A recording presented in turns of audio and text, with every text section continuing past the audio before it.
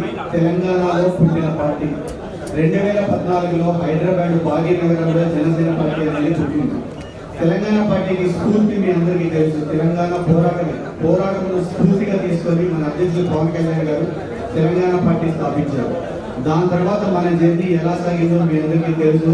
ఈరోజు ఒక రాష్ట్రంలో డిప్యూటీ సీఎంగా 100% స్ట్రైక్ రేట్తో ఉండి అతను తీసుకున్న పంచాయతీ శాఖలో ఇండియాలో నెంబర్ 1 స్థానానికి తీసుకెళ్లాడు. పంచాయతీ శాఖని 2 సంవత్సరాల్లో 6728 కిలోమీటర్ల రోడ్ వేసిన ఘనత ఇండియాలోనే ఒక పవన్ కళ్యాణ్ గారికి దక్కింది. నాకు తెలిసి మీకు ఎవరికి ఒక రాష్ట్రానికి డిప్యూటీ సీఎం అంటే ఇండిపెండెన్స్ తర్వాత ఎవరికి గుర్తుండదు. బట్ డిప్యూటీ సీఎం స్థానానికి ఒక ముఖ్యమైన ఒక ఇంపార్టెన్స్ తీసుకొచ్చిన వ్యక్తి మన అధ్యక్షుడు పవన్ కళ్యాణ్ గారు.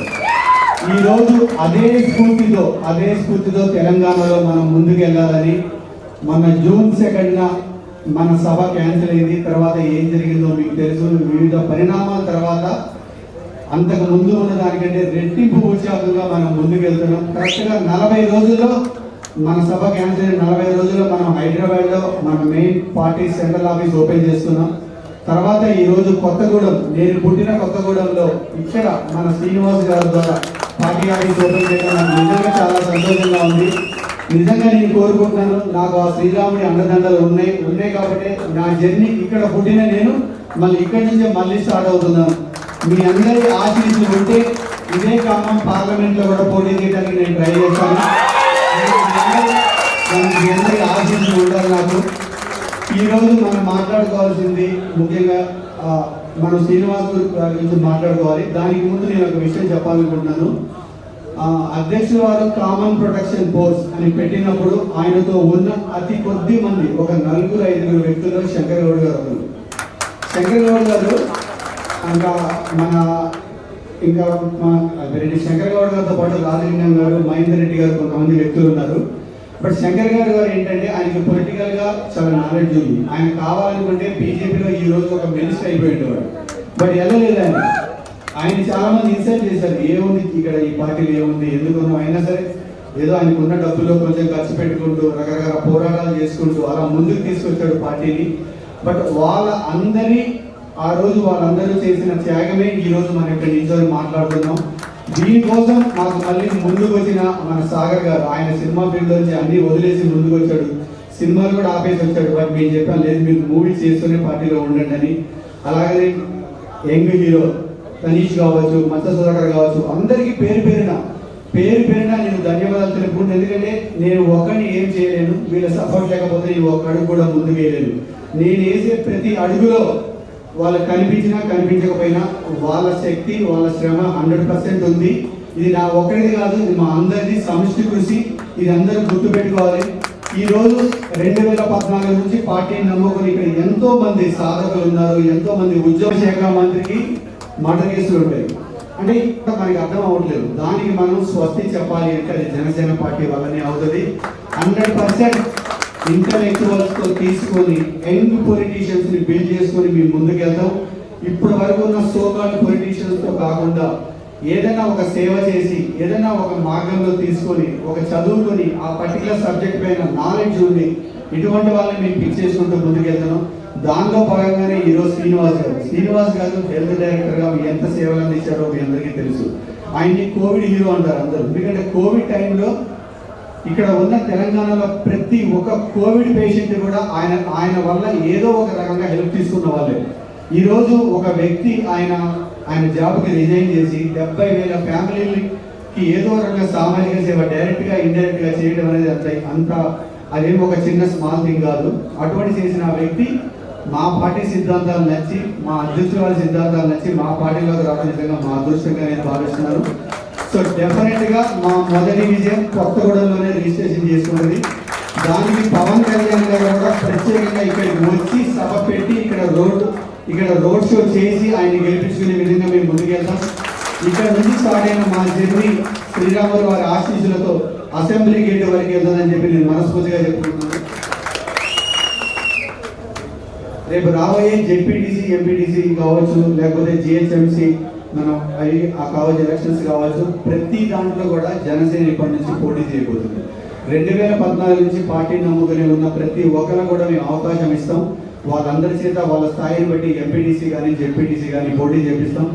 ఈ రోజు తర్వాత నేను గడాల శ్రీనివాస్ గారిని కోరుకునేది ఏంటంటే, వాళ్ళు మన ఆఫీస్కి రావడం కాదు, మీరు ఖమ్మం ఉమ్మడి ఖమ్మంలో ఉన్న 10 నియోజకవర్గాలకి మీరు వెళ్ళాలి, మీ టీంతో వెళ్ళండి. మన వాళ్ళు ఎంతమంది ఉన్నారు, ఇక్కడ ఎంతమంది కష్టపడుతున్నారు ఐడెంటిఫై చేయండి. కార్యకర్తలందరూ ఒక లిస్ట్ తయారు చేయండి. రాబోయే 30 రోజుల్లో కంప్లీట్గా ఈ నియోజకవర్గాల రివ్యూ ప్రక్రియ మొత్తం పూర్తి చేసి అసలు జనసేనకి 24/7 కష్టపడ్డ కార్యకర్తల లిస్ట్ తయారు చేయండి. వాళ్ళని దృష్టిలో పెట్టుకొని ఈరోజు ఉన్న 100 రేపు 1000 కావాలి, 1,00,000 కావాలి. ఈరోజు ఉమ్మడి ఖమ్మం జిల్లాలో 15,000 మంది ఉద్యోగులు ఉన్నారు, ఒక 200 మంది సాధకులు ఉన్నారు. వీళ్ళు వెళ్ళి ప్రతి ఒక్కరితో జనసేన సభ్యత్వం చేయించారు. దానికి మా దృష్టిలో వారికి ఇచ్చేది ఏంటంటే ఒక 5 లక్షల రూపాయల బీమా ఇస్తున్నారు, యాక్సిడెంట్ బీమా. సో అది ఎంతవరకు హెల్ప్ చేస్తుందో తెలియదు, బట్ ఏదో ఒక మా సహాయంగా వాళ్ళకి ప్రతి ఉద్యమికి కూడా 5 లక్షల బీమా అనేది జనసేన పార్టీ నుంచి వస్తుంది. ఇది అంటే మనం ఇన్సూరెన్స్ నుంచి చెప్పట్లేదు, అంటే మమ్మల్ని నమ్ముకున్న వాళ్ళకి మేము పార్టీ ఏదో ఒకటి చేయాలి కాబట్టి మేము చేస్తున్నాం. సార్ శ్రీనివాస్ గారు రేపటి నుంచి ఇక్కడే ఉండి 24/7 ఉమ్మడి ఖమ్మం జిల్లా ప్రజలకు అండగా ఉండి మన ఖమ్మం జిల్లా ఇన్ఛార్జి రామకృష్ణ బిర్యాల గారిని కూడా తీసుకొని మీ ఇద్దరు కలిసి ఉమ్మడి ఖమ్మం జిల్లాలో పార్టీని బలోపేతం చేయాల్సిన బాధ్యత మీదే. ఈరోజు 100 మంది పార్టీలో జాయిన్ అవుతున్నారు. ఈ 100 1000 అవ్వాలి, 1,00,000 అవ్వాలి, ఆ బాధ్యత మీ ఇద్దరి మీద పెడుతున్నాం. 10 నియోజకవర్గాల్లో మీటింగ్స్ పెట్టండి, 10 నియోజకవర్గాల్లో రివ్యూ మీటింగ్స్ పెట్టండి. ఎంపీటీసీ జెడ్పీటీసీగా పోటీ చేసే వాళ్ళ లిస్టు తయారు చేయండి. మనం చేసిన కార్పొరేషన్ ఎలక్షన్లో ఒక 4 to 6% ఓటింగ్ తీసుకోగలిగాం. అప్పుడు మనం ఏం చేయలేదు, జస్ట్ మన అధ్యక్షుడు వారి ఫోటో పెట్టుకొని మీ క్యాన్వాసింగ్ కూడా లాస్ట్ 2 రోజులు వచ్చినా సరే దానివల్ల మాకేం తెలిసిందంటే ఇక్కడ ఒక ఇంట్రెస్ట్ ఉంది. అంటే ఇప్పుడున్న కాంగ్రెస్ ప్రభుత్వం కావచ్చు, పోయిన బీఆర్ఎస్ ప్రభుత్వం కావచ్చు, ఇవి కాకుండా ఒక కొత్త ప్రభుత్వాన్ని కోరుకుంటున్నారు, అంటే ఒక కొత్త నాయకత్వాన్ని కోరుకుంటున్నారు అని వాళ్ళు ఇచ్చిన ఆ 4% ఓటింగే మమ్మల్ని ఉత్తేజపరిచింది. దాంతోనే మేము ఈ విధంగా ముందుకెళ్తున్నాం. ఇంకా మీరు చూస్తూనే ఉన్నారు, మన అధ్యక్షుడి వారి గురించి ఏదో ఒకటి మాట్లాడేసి యూట్యూబ్లో లైక్లు పెంచుకోవడం, సబ్స్క్రైబ్ పెంచుకోవడం గత 2 నెలలుగా బాగా జరుగుతుంది. ఇప్పుడు ఏంటంటే జనసేన పార్టీ తెలంగాణలో మీటింగ్ ఏ రోజైతే నవ నిర్మాణ సంకల్ప సభ అనేది పెట్టిందో అప్పటి నుంచి ప్రాంతీయవాదం తీసుకొస్తున్నారు. మీరందరూ తెలుసుకోవాల్సింది ఏంటంటే జనసేన ఉన్న సిద్ధాంతంలో ఒక సిద్ధాంతం మనది ప్రాంతీయవాదమే, అంటే జాతీయవాదాన్ని మరవని ప్రాంతీయవాదం. సో అది మన సిద్ధాంతంలో ఒకటే ఉన్నప్పుడు వీళ్ళు ఇలా మాట్లాడటం అనేది చాలా తప్పు.